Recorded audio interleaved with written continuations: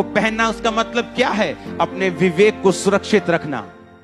आपके इस इंग्लैंड में, फॉरेन कंट्रीज में व्यभिचार में गिरना नॉर्मल बात है, लेकिन परमेश्वर ने कहा अगर तू चाहता है कि शैतान तेरी जिंदगी में काम ना करे तो धार्मिकता की झिलम पहन के रखना, क्योंकि अगर इस हृदय में व्यभिचार, शराब या अनराइचियसनेस एंटर कर गई तो शैतान तेरे जीवन के ऊपर कब्जा रखेगा और तुझे उसकी युक्तियों के सामने ठहरना पड़ेगा और तुझे उसकी युक्तियों को मानना पड़ेगा।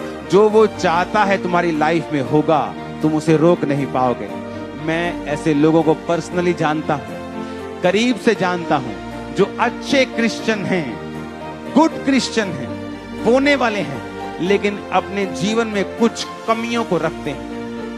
कुछ टाइप का व्यभिचार, कुछ हल्का फुल्का व्यभिचार, कुछ टाइप का कुछ चीजें, और वो चीजें उन्हें उनकी लाइफ में कंटिन्यू अटैक देती हैं। कंटिन्यू वो मसीह में रहकर भी सफर करते हैं। क्यों? क्योंकि उन्हें ये मालूम है कि उनको ब्रेस्ट प्लेट की, अपनी धार्मिकता की जो झिलम है उसकी रखवाली करनी है। वो झिलम अगर टूटेगी, कटेगी, फटेगी तो शैतान के तीर तुम्हारे हृदय में जाएंगे।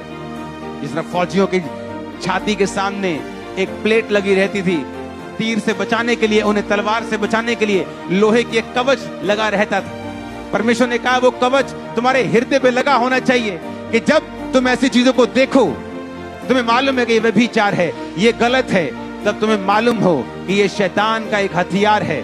तुम्हें अपना हथियार बचा के रखना है। शैतान ये चाहता है कि तुम्हारा हथियार रिमूव हो जाए, तुम्हारी ब्रेस्ट प्लेट रिमूव हो जाए, धार्मिकता की झिलम हट जाए और फिर वो अपने तीरों को तुम्हारे हृदय के ऊपर छोड़ सके।